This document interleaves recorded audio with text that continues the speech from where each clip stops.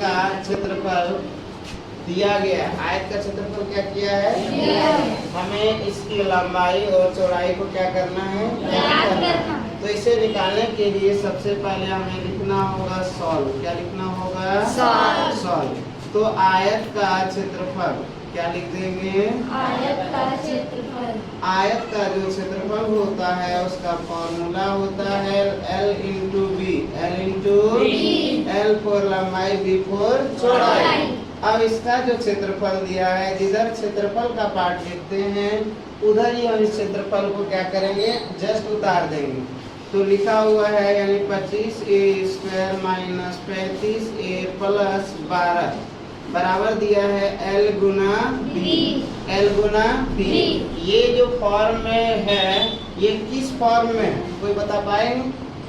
इसका यानी गुणनखंड टर्म है। किस टर्म में है? गुणनखंड। अगर हमें नहीं आता है तो गुणनखंड निकालने के लिए फर्स्ट को लास्ट से गुना करते हैं। फर्स्ट को लास्ट से क्या करते हैं? गुना करते हैं। तो यानी 25 गुना 12। अब इसको मल्टीप्लाई करेंगे तो 25 गुना 50, 25 एकम 25 और 5 कितना हो जाएगा? 30। 25 गुना 50, 25 एकम 25, 5 30। अब इस 300 का हम करेंगे लघुत्तम यानी 15 आ गया।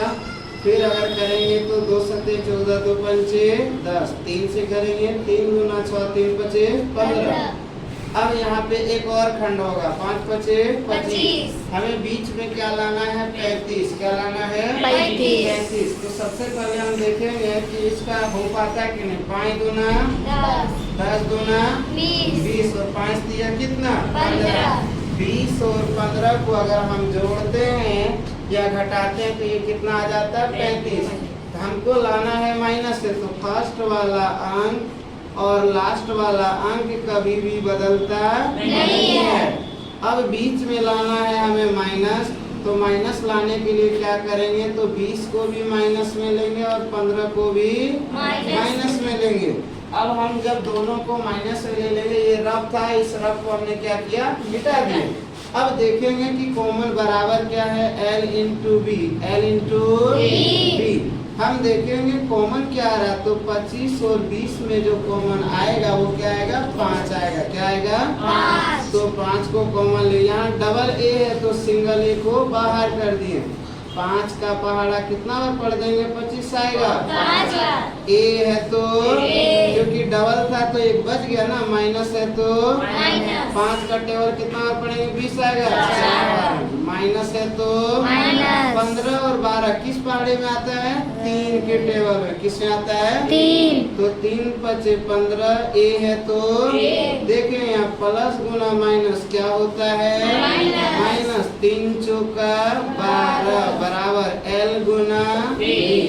अब देखेंगे हमेशा जब भी हम लोग गुणनखंड बनाते हैं तो ये ब्रैकेट का मान हमेशा क्या आना चाहिए? बराबर। क्या आना चाहिए? बराबर। तो हम लिखेंगे यहाँ पे 2 ब्रैकेट में से एक को बाहर कर दिए।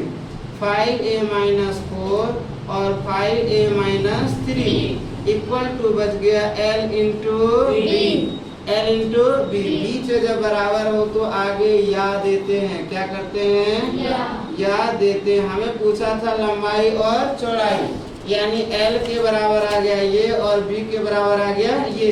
तो हम लिख सकते हैं तो नीचे लिख देंगे। इसलिए L बराबर 5a माइनस 4 और B बराबर 5a माइनस 3। यही मेरा हो गया